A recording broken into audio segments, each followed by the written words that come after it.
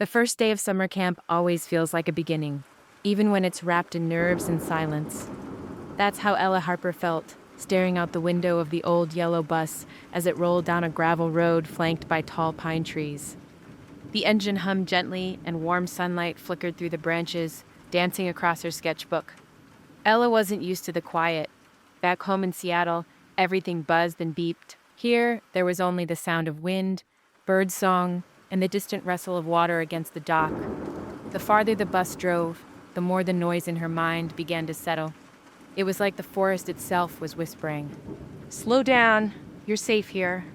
She crutched her notebook to her chest, a hardcover one with frayed corners and tiny doodles peeking from its edges.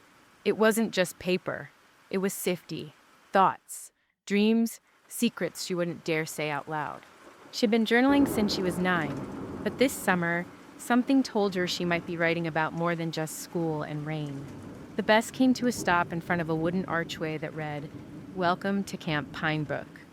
A chorus of excited voices filled the air as campers spilled out into the sun, dragging duffel bags and sleeping bags behind them. Ella stepped out slowly, her sneakers crunching against gravel. The air smelled like pine needles and charcoal. She looked up, cabins nestled between trees, smoke curling gently from a distant fire pit, and the lake, just visible through the trees, glimmering like glass. Camp counselors in bright green shirts guided kids toward the central field, where name tags and lemonade waited beneath a giant white tent. It felt unreal, like a place caught between memory and dream. "Hey, you Ella?"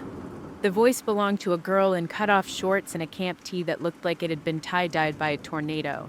She had big curly hair, gold hoop earrings, and a grin that made it impossible not to smile back. "I'm Lena," she said, tossing an arm around Ella's shoulder like they'd known each other for years. "We're bunkmates. Come on, I'll show you the cabin. You're gonna love it here." Ella managed a quiet smile, following her through the maze of paths lined with ferns and wildflowers. Camp life begins. The cabin was simple. Wood walls, bunk beds, a big window that let in golden evening light. The air smelled like cedar and clean linen. Lena had already picked the bottom bunk and scattered colorful bandanas and a Polaroid camera across her shelf. Over the next hour, Ella met a few counselors, explored the campgrounds, and slowly began mapping it all in her mind. There was the mess hall, where the smell of grilled cheese and tater tots floated through screen doors. There were canoe racks by the lake, a craft shed that smelled like glue and paint, and the giant outdoor amphitheater where everyone gathered at sunset.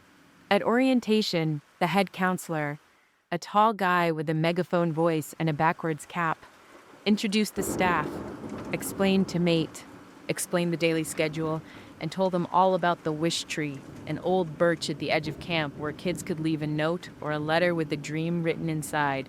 Ella's ears perked up. Letters? Wishes? She liked the idea of things unsaid being left behind like footprints. A glimpse of Noah. That evening, as golden light melted into orange and soft guitar strumming rose near the fire pit, Ella wandered toward the lake. Campers were skipping stones, laughing, and dipping toes into the warm summer water. She sat on the dock with her sketchbook, letting her pencil glide over the paper. Her eyes followed the curves of the trees, the slope of the hills, the gentle shimmer of the water. And that's when she heard it, a voice, deep, quiet, almost hidden behind the chords. Near the fire pit, a boy sat cross-legged with a guitar, his eyes mostly focused on the strings. His dark hair fell into his face, and he looked like he belonged to the shadows and the light at the same time. The song wasn't one Ella recognized, but it wrapped around her like a blanket. His name, she'd later learn, was Noah. He wasn't looking at anyone in particular, but somehow his music filled the space between hearts, one note at a time. A few other campers gathered nearby, murmuring quietly, letting the music lead their thoughts inward. As Ella stood to leave, something dropped onto her sketchbook, a small, worn guitar pick. She looked around. No one noticed. No one claimed it. She turned it over. On one side was a faded sticker in the shape of a mountain. On the other, a single letter scratched into the plastic. E. She tucked it into her notebook's back pocket. That night, back in the cabin, Lena whispered through the dark. "So, what do you think of Pinebrook so far?" Ella smiled in the darkness. I think it's like a story, just waiting to be written. Lena was already snoring. Ella rolled over and opened her notebook. At the top of the page, she wrote the date. Then, in careful letters, she began. Left double quotation mark, or maybe it found me. Somewhere outside, by the lake's edge, a single envelope rested beneath a flat stone, waiting. Hour 2. Letters by the lake narrator. Soft, dreamy tone. The sun rose slowly over Camp Pinebrook, brushing the tops of the trees in hues of amber and rose. Morning mist drifted across the lake like ghosts with nowhere to be. A loon called out, distant but clear, echoing across the glassy water. Ella woke to the soft creak of bunk beds and the smell of cinnamon oatmeal wafting in from the mess hall. Lena was already up, braiding her hair with green ribbon and humming a Taylor Swift song under her breath.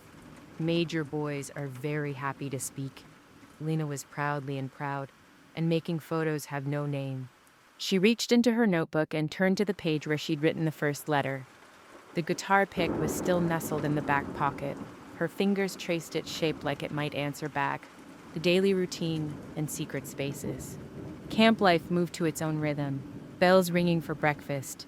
Announcements, canoe assignments, free time, then activity blocks. Ella chose arts and crafts for her first activity. She sat beneath an open pavilion, the wood table covered in glue bottles, string, and little clay beads.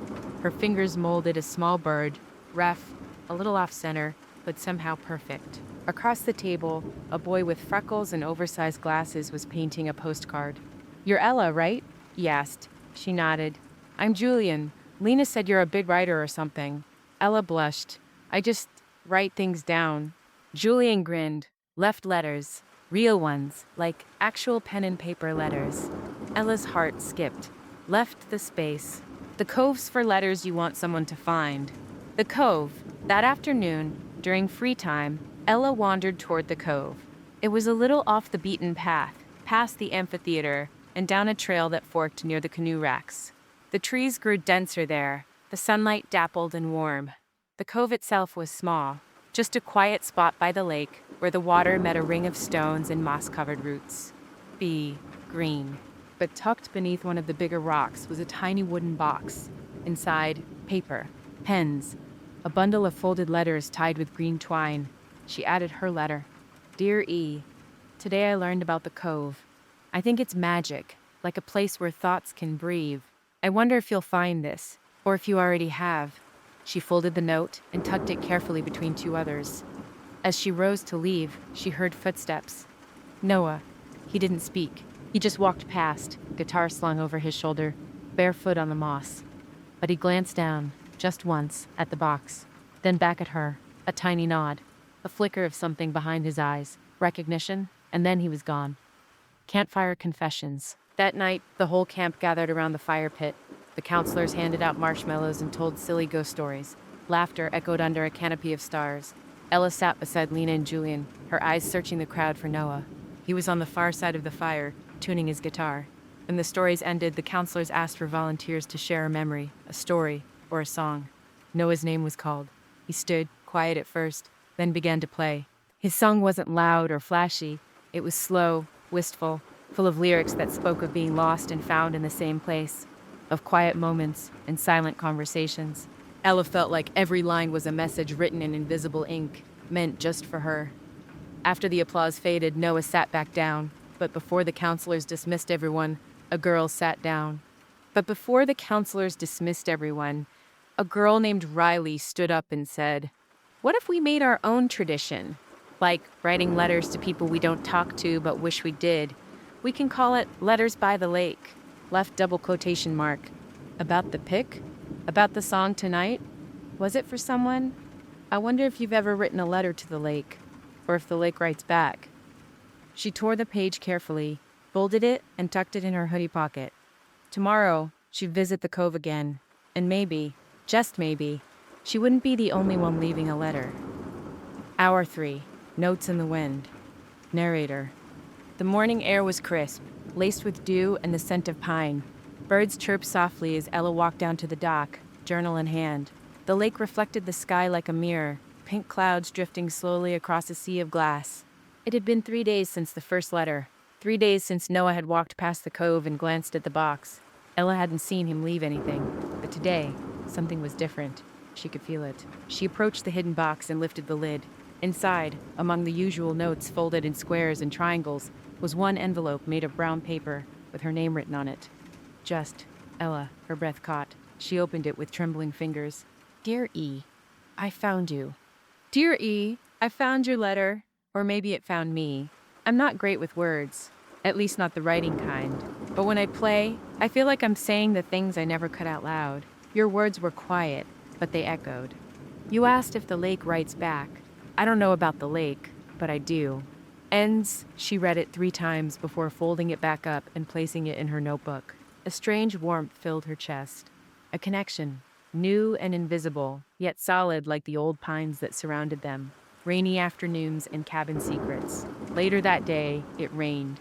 Not the quick kind, but the slow, steady kind that keeps campers inside and makes the whole world smell like rainwater and dirt. In cabin 6, the girls pulled mattresses into a circle and played card games and truth or dare. Lena dared Ella to tell them something she'd never said out loud.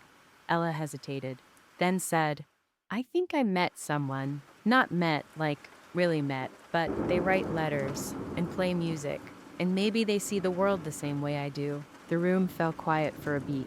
Then Lena grinned. Ooh, mysterious. They giggled and moved on, but Ella's thoughts stayed wrapped around the letter in her pocket. Letters that travel. Over the next few days, the cove became their mailbox. Ella wrote back, slipping a new note into the box each afternoon. Noah responded. Not every time, but often enough to make her wait with anticipation. Dear N, I think your music has its own kind of silence, like a hush before a snowfall. Like a hush before a snowfall. That's how it makes me feel. Dear E, you make words into stillness. It's strange how you can feel close to someone you've barely spoken to. Sometimes the letters contain sketches. Ella drew the lake, a moonlit owl. Noah left a pressed fern, a single guitar string wrapped in paper. One note simply read, I heard you laugh today, by the canoe dock. It sounded like wind chimes. Ella started wearing the pick around her neck.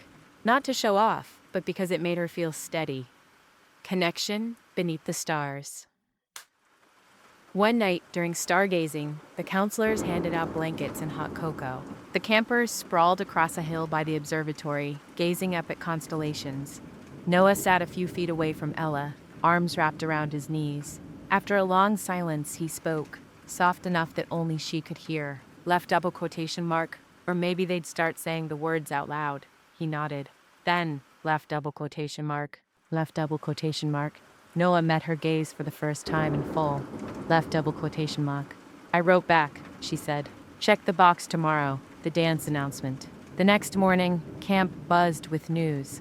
A flyer had gone up in the mess hall. Summer Lights Dance, 3 nights away. Theme, stars and songs.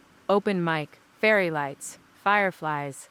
The camp exploded with speculation. Who would ask who? What would people wear? Who was performing? Ella felt nervous. She wasn't sure if anything between her and Noah had moved beyond paper, but something in her heart stirred, hopeful, like the flicker of a match. Rehearsals and revelations. That afternoon, Ella walked past the amphitheater and heard music. Noah sat on the edge of the stage, strumming softly. She climbed the steps and sat beside him. I was thinking about playing something, he said, for the dance. But I don't know if I should. You should, she said. I'd listen. He turned toward her. Would you want to sing with me? Ella froze. I don't sing, he smiled. You write, that's enough. He held out a notebook, his notebook. Inside was a song, lyrics that read like a conversation they'd been having for days. She touched the page. Okay, that night, Ella returned to the cove one last time before the dance. The wooden box was empty, waiting. She placed one final note inside. Dear N, I think it's time. Let's stop writing. Let's start speaking. Under the stars, on stage, together. She tucked it in and smiled. The wind blew softly through the trees, and the lake shimmered in the dusk. For the first time all summer, Ella didn't feel like a visitor in her own story. She felt like the author. Camp dusk arrived quietly, the air buzzed with soft anticipation. Crickets sang in the woods, and lanterns flickered along the winding path to the meadow. It was the night of the summer lights dance, where secrets might surface, some black mate surface, but some feet of rest where the seeds might lash forward, where both might be left, where secrets might surface, songs might bloom, and the stars might finally listen. Ella stood in front of the mirror in cabin 6, brushing down the folds of her skirt. It wasn't anything extravagant, just a soft blue cotton dress she packed at the last minute, not even thinking she'd wear it. But now, it felt just right. Lena came up behind her, adjusting a crown of wildflowers on her head. "You look like someone out of a storybook," she whispered. Ella smiled, though her stomach was a storm. She stared at her reflection and tried to breathe slowly, centering herself. The mirror showed her freckles, the glint in her eyes, and the vulnerability she tried not to let others see. Tonight, she wouldn't hide. Tonight, she'd speak with her heart. They left the cabin arm in arm, the sounds of night surrounding them. Frogs croaked by the water's edge, laughter floated from the mess hall, and in the distance, the first chords of music echoed out across the field. Arrival under the stars. The meadow had transformed. Paper lanterns swayed from tree branches, their light golden and warm. Strings of lights blinked across the open sky like constellations come to earth. There were hay bales for sitting, a fire pit for warmth, and a small wooden stage wrapped in fairy lights. A hand-painted sign hung from an old oak tree. Summer lights dance, tonight only. Music played from an old speaker, songs from the 80s and 90s, nostalgic, soft, romantic. Campers danced or wandered or sat by the fire, rash. Campers danced or wandered or sat by the fire, roasting marshmallows. The scent of toasted sugar and pine lingered in the air. Ella's heart quickened when she saw Noah, leaning near the stage, talking to a counselor, guitar in hand. He wore a soft gray button-up, sleeves rolled, and the look of concentration like he was trying not to appear nervous. He saw her and stopped mid-sentence. Their eyes locked, and a warmth spread through her chest. He smiled, not wide or showy, but gentle, like a secret only they shared. He walked toward her slowly, and the world quieted. "Hey," he said. "Hey," she answered. "Did you mean it? The note?" She nodded. "I'm ready." He offered his hand. They walked to the side of the stage together, heartbeats in sync. The performance. The campfire flickered behind them. The murmurs of the crowd faded as Noah strummed a quiet chord. Ella stood at the mic, notebook in hand, breath trembling. She looked out and saw faces she'd come to know. Sam from arts and crafts, Julia from canoe lessons, Mr. Wren, the head counselor, sipping cider from a thermos, and Lena, sitting cross-legged at the front, eyes full of pride. Then they began. The song started slowly. Noah's melody wound through the night like something ancient and soft. Ella read the words, not sung, but spoken, like a letter she was finally brave enough to say out loud. "I wrote you when the lake was still, when clouds wore dusk like a borrowed cove, and every echo I sent across the cove returned with a name I hadn't learned yet." Her voice was low but steady. Noah's guitar carried the rhythm like a heartbeat, and I played for the wind and shadows, not knowing a name would bloom between strings. But now I know there's music in quiet, and your silence taught me to sing. Then came the chorus. They both spoke it together, left double quotation mark. In the margin of every stage, the campers listened in awe. Some clutched their blankets, others held hands. Even the trees seemed to lean in. When the final note faded, the meadow stayed hushed for a moment longer. Then came the applause. Warm, rolling, genuine. But Ella didn't notice it. She only noticed him, afterglow. They sat by the fire later, toes dusted with meadow grass. Lena danced nearby with a boy from cabin 3. The night was cool, and the stars were impossibly bright. The fire crackled. The scent of pine needles and marshmallow hung in the air. Laughter and soft music danced around them, but in that moment, it was just the two of them. "I think this is the first time I've ever felt completely seen," Ella whispered. "I felt invisible before I met you," Noah said. "Like music with no words." Ella smiled and reached into her pocket. She pulled out the guitar pick she'd worn all week and pressed it into his palm. "For you," she said. He turned it over, then looked at her. "You kept it." Of course. They fell into sil. They fell into silence, not awkward, but warm. The kind of silence that held meaning. Do you think, Ella said, that we'll still talk after camp? I know we will, Noah said. We'll write, we'll call, and next summer, we'll be back. She looked at him. Promise? He nodded, then leaned in. Not hurried, not forced. Just a soft closeness that felt like the final line of a favorite story. And under the canopy of lights and stars, their first kiss was not loud. It was like the lake, still, endless, and reflecting something new. Summer ends, it always does. The cabin's empty, the bunks are stripped, thus his weight at the gravel circle. Goodbye songs echo through the trees one last time. But some things stay. Letters folded in journals, psalms burned into hearts, memories etched like initials into the old wooden dock. And a cove, quiet and secret, holding on to every word ever whispered between two souls who finally learned how to speak without paper. Ella and Noah didn't say goodbye. They said, "See you," and meant it,